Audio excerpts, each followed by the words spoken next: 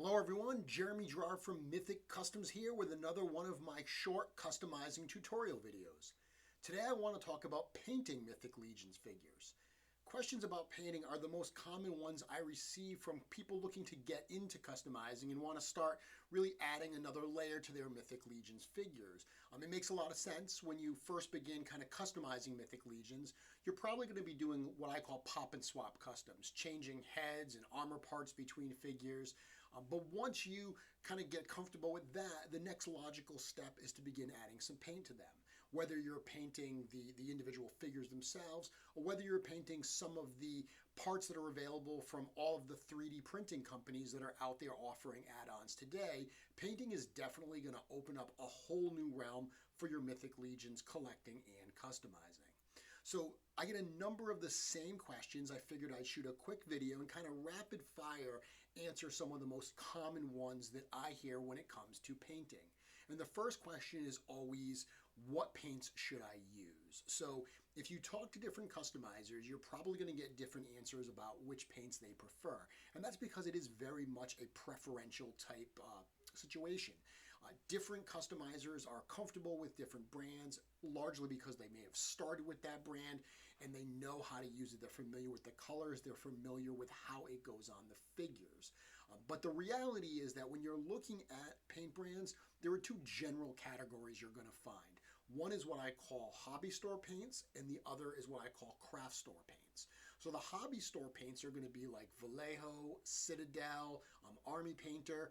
Those are more expensive brands. You're going to pay more per bottle, more per fluid ounce, but they're going to be a better quality paint. The coverage I personally find goes on better. Here's a couple examples of some Vallejo paint. There are these little bottles. They're about just over half a fluid ounce, and you're going to end up paying somewhere around $6 to $8 for a bottle of these if you buy them individually. You're probably not going to find these at craft stores. You're not going to find them at Michael's or Joann's Fabrics. They do carry them at Hobby Lobby, but they have a limited selection. So if you're going to go there looking for these paints, you're not going to have a wide variety to choose from if you can even find them. I tend to buy these online. There are a number of places online you can buy them. I often just get them from Amazon. And what I tell people when you're getting started is buy a set.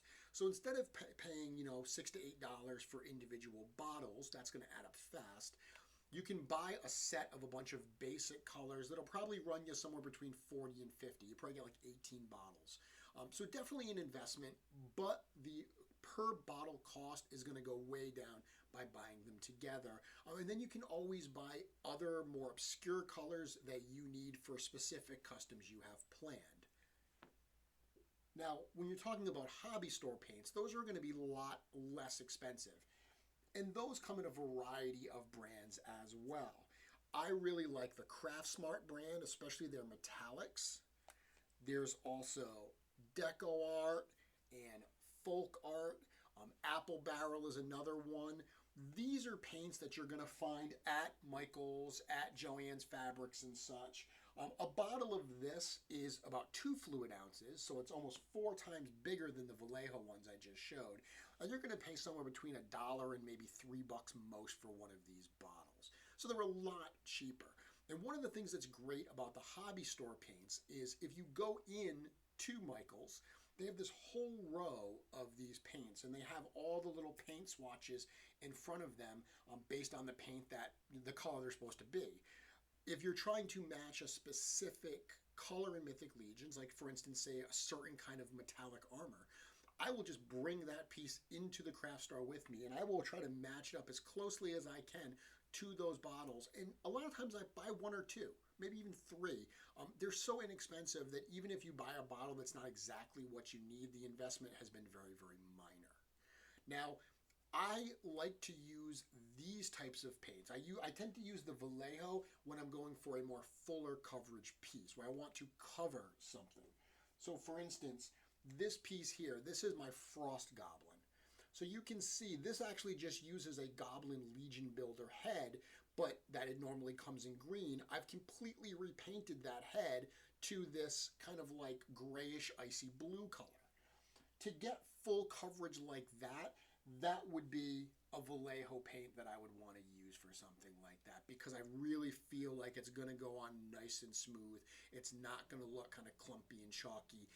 I do find that some of the more inexpensive paints do look a little rougher when you put them on a fuller coverage piece.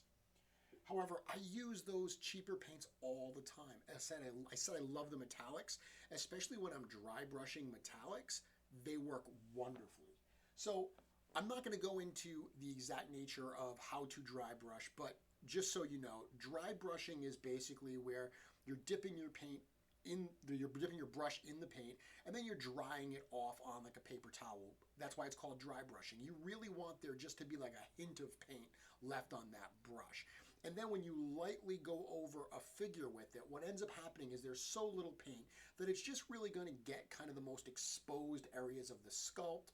It adds some really nice detail. You do something like this, which this is just a Goblin Legion builder, but by definition, Legion builders are not fully painted. Their bodies come in like one color. The Goblin Legion builder was like a flat, almost like dark gray black. By dry brushing on some silvers and some browns, I get some weathering and some scuffing. It really adds a lot to that armor, to that look. In this particular one here, this is Craftsmart. Their color called Tin, I find very effective. I think that works really well for dry brushing on like the Goblin Legion builders and those dark colored armors. So when you're gonna buy paints, my suggestion is pick a few different ones. It's great to buy a set up front, but it might even be better because there is a preference type aspect to this. Buy a tube or two of Vallejo, buy a tube or two of Citadel, buy a couple of the cheaper brands and test them out. I understand you're probably not going to want to test on Mythic Legions. Buy some cheap fodder figures from a flea market or from a toy show, the bins that are under the tables of loose figures. Loose old Toy Biz Lord of the Rings figures are wonderful because you can use a lot of those weapons and skirt pieces and so forth, capes.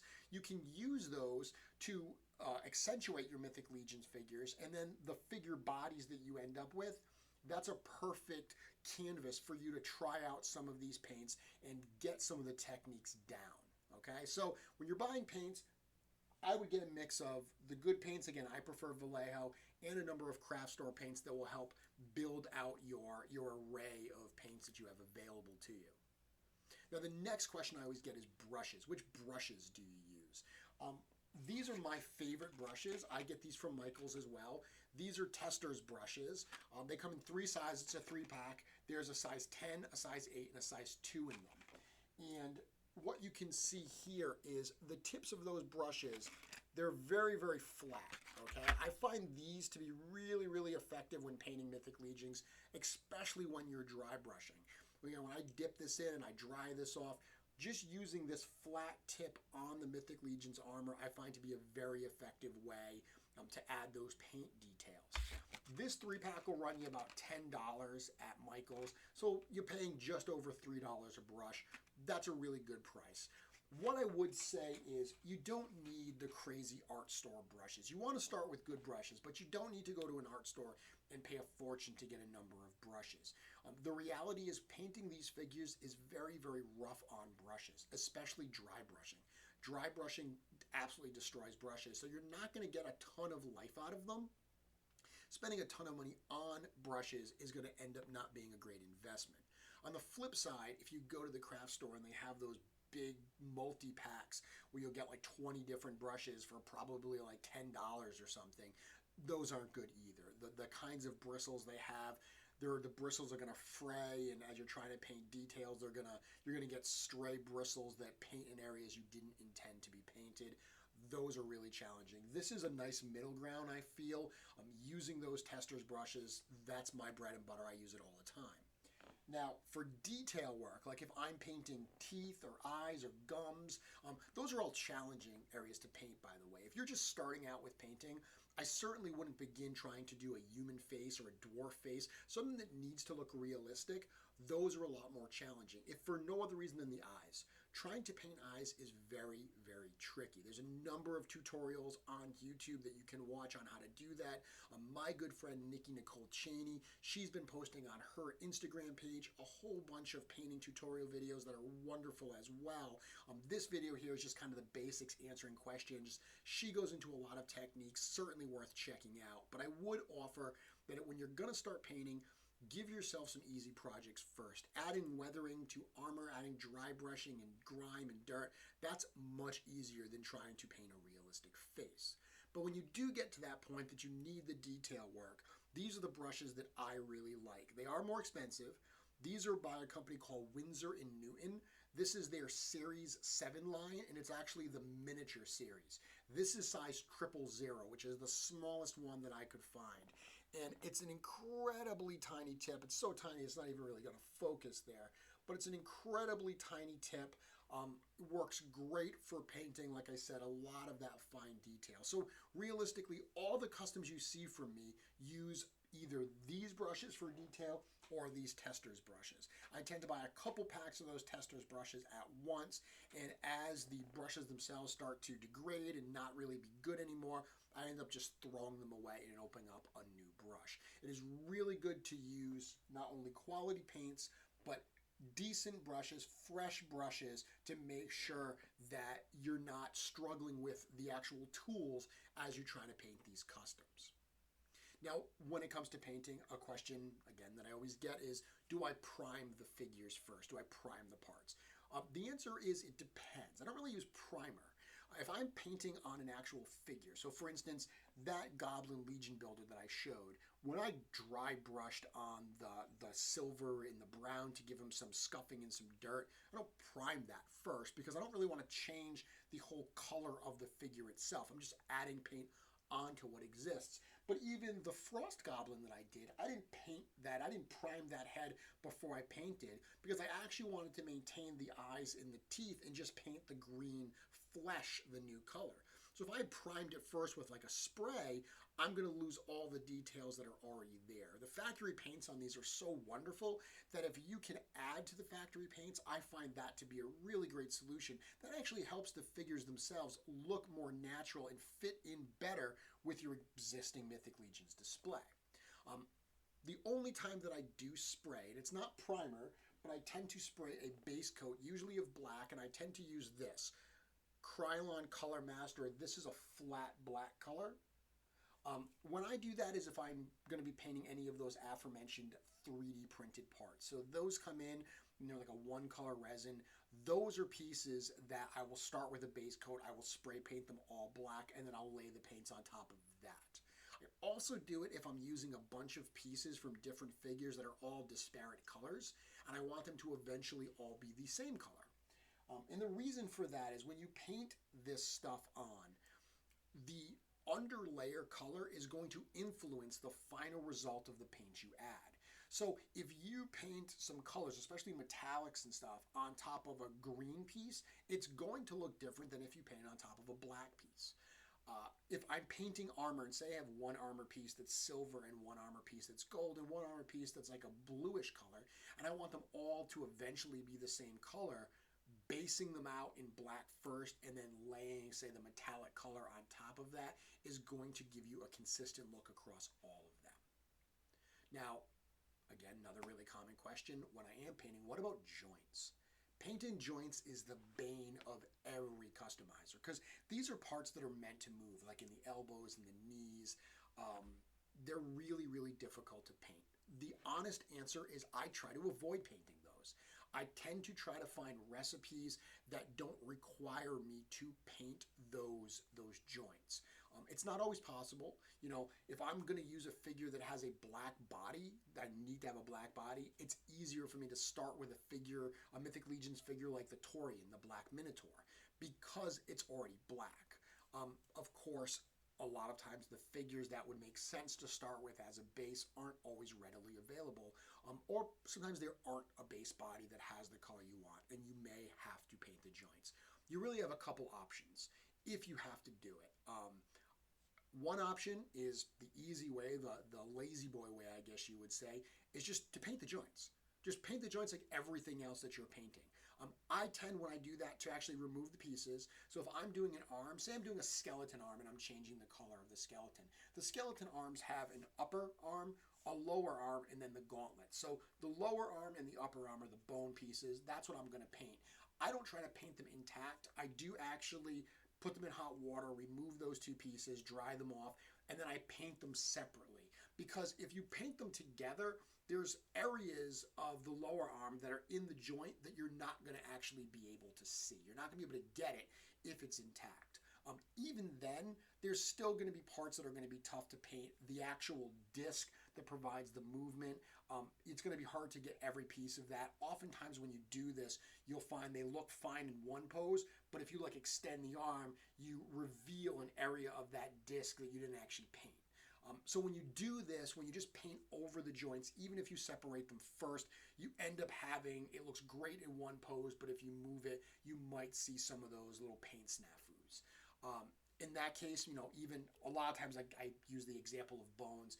I will separate the bones, spray paint them in that black base coat, and then lay the paint over that. Because at least spray paint goes on as a much thinner layer. It tends to hold up better in those joints. Because that's really the problem here, is the way these toys are manufactured, the joints are tight. You need them to be tight because you want them to hold a pose. If they were super loose, they would just be floppy. Because they're so tight, when you add that extra paint, that little bit of extra thickness you're adding from the paint, when you move the arm, there's not enough room. There's not enough flexibility. The joint just rubs that paint right off.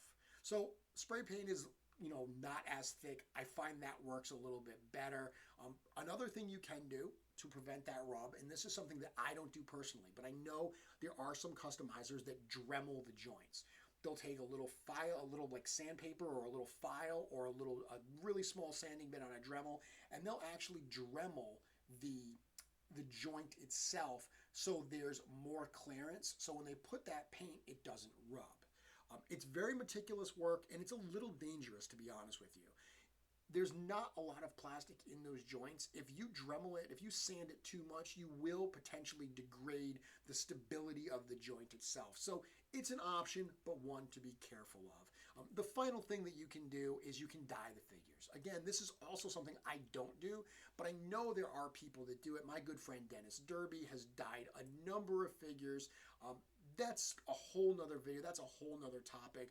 But dyeing parts, obviously, because there is no added, dimensions because of paint, it's actually dye that's going in the plastic. That can always be an effective way as well. Sealing. So, do I seal my figures is another common question. The answer is sometimes. This is what I use. I use this Testors sealer, and it's a spray lacquer that goes on when you spray it. This is actually a flat lacquer, so it's not glossy, but it looks glossy when you spray it. If you spray this on your finished custom, you're going to have a momentary heart palpitations because the figure's suddenly going to be very, very shiny, and it's going to look very, very glossy, and you're going to think, did I just spend all this time customizing to ruin the figure in the final stage? Don't worry, this dries. You won't even notice that it's there, but it adds that extra layer of protection. If I'm making a custom for myself, for my display here, I tend to not put a sealer on top of it. The only reason I would do that is it's like a weapon. If it's a weapon handle and I know it's going to be, held and there's the potential that it could rub in and out of the hand, I want that little extra protection, so I will spray that. And then any customs that I make to sell that I'm going to send to somebody else, I will spray those as well. Once again, just to give that extra layer of protection. So I think those are the most common questions that I get. What paints do I use? What brushes do I use? How do I handle joints? What do you base it out? Do you use any kind of spray sealer on it? Those are the most common ones that I certainly receive. Some other tips that I will give you is when you're starting to paint, I already said, pick some easy projects to begin with to get some experience, to get some confidence in your painting. Take it slow. There's no quicker way to destroy a custom than to rush. You're going to be excited, especially when you first start and it's starting to look good. That's the worst. When it looks good, it sounds crazy that I'm saying, hey, when it looks good, it's bad. But the reason is when you start and it's starting to look good, you get so excited that you forget to take it slow and you want to keep rushing because you want to get it done. You want to see that final product. That vision is in your head. You want to see that realized. Slow down, allow the paints to fully dry before you go on and add more. And then I think that you will find that once you get that experience, especially once you start painting Mythic Legions, because they all use similar body parts. There's a limited parts library, and once you start painting them, you will become very familiar with the parts. That's the great thing. As you get experience, you become familiar with your paints, with your brushes, and with the parts themselves, and you start to realize what is needed to really get the coverage you want, and as I said, to get that vision that's in your head, to get that onto that figure. Thank you very much for checking this video out. Hope it was helpful. If it was, let me know in the comments. Give it a like. That's always helpful. And certainly if you're not subscribed to the channel, that helps as well, especially if you want to receive notifications when I post videos like this or when my weekly Mythic Conversations show gets posted as well. Thank you very much for joining me. I can't wait to see what you make.